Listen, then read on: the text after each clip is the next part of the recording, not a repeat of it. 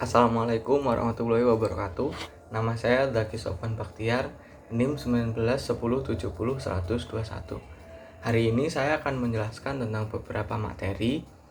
Salah satunya adalah perbedaan ilmuwan dan psikologi. Nah, buat teman-teman yang masih bingung apa sih perbedaan psikolog dan ilmuwan psikologi itu. Nah, psikolog itu membantu proses hukum dengan menggunakan ketentuan, keterampilan, dan kemampuannya sebagai profesional. Nah, psikolog diwajibkan memiliki izin praktek psikologi sesuai ketentuan yang berlaku. Jadi kalau psikolog itu dia bisa mengintervensi orang, nah dan dia harus punya lisensinya gitu kira-kira kawan. Nah, lalu ada namanya ilmuwan psikologi. Satu lagi beda lagi nih kawan-kawan. Ilmuwan psikologi itu melakukan kajian atau penelitian terkait dengan permasalahan hukum yang muncul dalam masyarakat. Ilmuwan psikologi dibedakan dalam kelompok ilmu murni, sains, dan terapan. Jadi bedanya kalau ilmuwan psikologi mereka yang melakukan risetnya gitu kurang lebih. Nah, yang kedua saya akan menjelaskan tentang HIMSI. Nah, HIMSI itu apa? HIMPSI. Nah, mungkin buat teman-teman yang masih bingung. Nah, HIMSI itu merupakan organisasi profesi psikologi di Indonesia, didirikan di Jakarta pada tanggal 11 Juli 1959 dengan nama Ikatan Sarjana Psikologi disingkat ISPSI. Sejalan dengan perubahan sistem pendidikan tinggi di Indonesia melalui Kongres Luar Biasa pada tahun 1998 di Jakarta, organisasi ini mengubah namanya menjadi Himpunan Psikologi Indonesia atau disingkat HIMSI. Sebagai organisasi profesi, HIMSI merupakan wadah berhimpunnya psikolog-psikolog profesional. Sejak tahun 2003, lulusan program pendidikan profesi psikologi udah setara dengan jenjang magister. Nah, selain HIMSI, ada juga majelis kawan-kawan. Majelis itu adalah penyelenggara organisasi. Jadi ada namanya majelis psikologi yang memberikan pertimbangan etis, normatif maupun keorganisasian dalam kaitan dengan profesi psikologi baik sebagai ilmuwan maupun praktik psikologi kepada anggota maupun organisasi.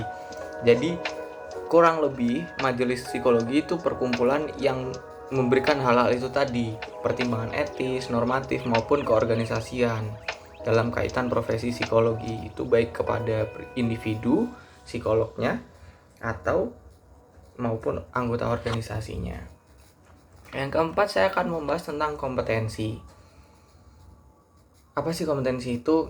Kompetensi itu berkaitan dengan pemahaman hukum terkait hukum pidana dan hukum acara pidana.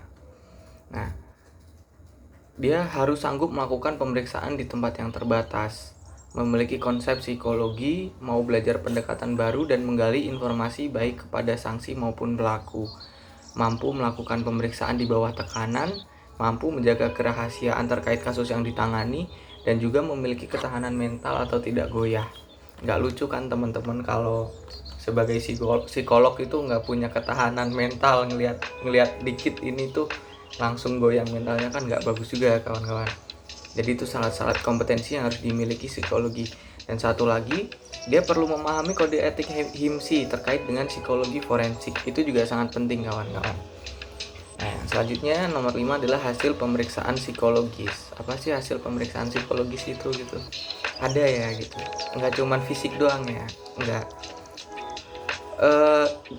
Di bab 5 HIMSI dijelaskan ada kerahasiaan rekam hasil pemeriksaan psikologi. Itu berisinya tentang tulisan-tulisan atau catatan dokumenter tentang kesehatan mental seseorang. Nah, di dalamnya itu kita harus menggunakan inisial atau nama samaran. Diurutkan sesuai abjad untuk mempermudah pencarian data. Seumpama saya ini namanya Zaki Sofwan Bakhtiar, jadi nama saya D depannya rada depan biar nanti nyarinya gampang. Terus menggunakan bahasa yang mudah dipahami kawan-kawan. Jadi nggak masalah pakai bahasa yang tidak baku, tapi bisa dipahami oleh klien. Yang keenam adalah iklan layanan publik. Nah, iklan layanan publik, kenapa psikologi juga perlu iklan layanan publik? Nggak cuma ikom, nggak cuma ilmu komunikasi. Nah, karena di dalam iklan layanan publik itu misalnya ada brosur, CV, hasil seminar, media cetak dan elektronik itu sangat diperlukan. Psikolog dan ilmuwan itu nggak menipu mengenai gelar, pengalaman, izin praktek, dan kawan-kawan. Jadi iklan layanan publik itu bersifat publikasinya kawan-kawan, bukan hanya dia dari mulut ke mulut. Jadi dia punya bukti yang valid mulai dari hasil seminar, CV, gelar, pengalaman, dan izin praktek.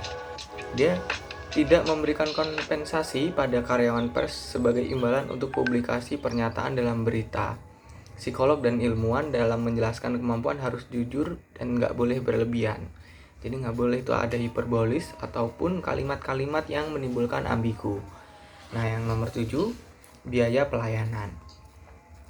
Tentang biaya pelayanan, biaya dan layanan memperhatikan kompensasi. Ya memang betul kawan-kawan.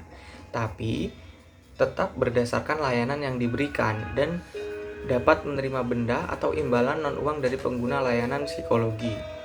Nah, mungkin ada beberapa kawan-kawan di luar sana yang melakukan praktik di tempat yang kurang umum dengan uang, atau mungkin cara-cara orang di sana mengapresiasi dengan barang seperti hasil perkebunan, rokok, ataupun hal-hal lain, atau mungkin seperti hewan ternak. Bisa saja, itu nggak masalah. Yang ketujuh adalah riset dan publikasi. Nah, tentang publikasi ini, penelitian itu sangat memerlukan izin ya teman-teman, jangan ngawur. Itu ada diatur juga di bab 9 tentang penelitian dan publikasi. Nah, kita harus concern juga dengan informasi dan nggak boleh memanipulasi penelitian dengan penjelasan yang singkat dan penggunaan hewan. Jadi harus benar-benar membuka peraturan-peraturan kode etik yang sudah dicantumkan di HIMSI. Yang ke-8 adalah psikologi forensik. Tentang psikologi forensik ini diterapkan di bab 10 tentang psikologi forensik kawan-kawan.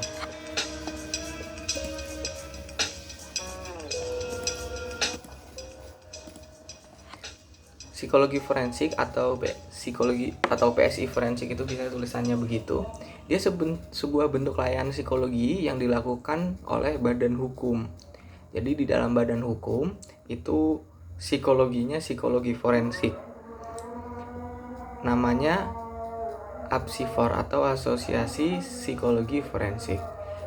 Psikologi forensik adalah bidang psikologi yang berkaitan atau diaplikasikan dalam bidang hukum, khususnya peradilan pidana.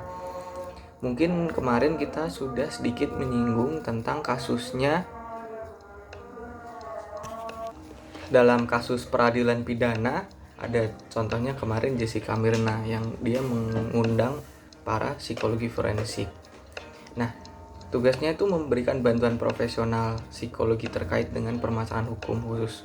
Nah, bisa aja dia dengan menggali data, informasi, dan juga hal-hal yang berkaitan dengan psikologi yang diperlukan.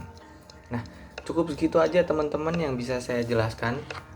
Dari itu semua kurang lebihnya saya mohon maaf.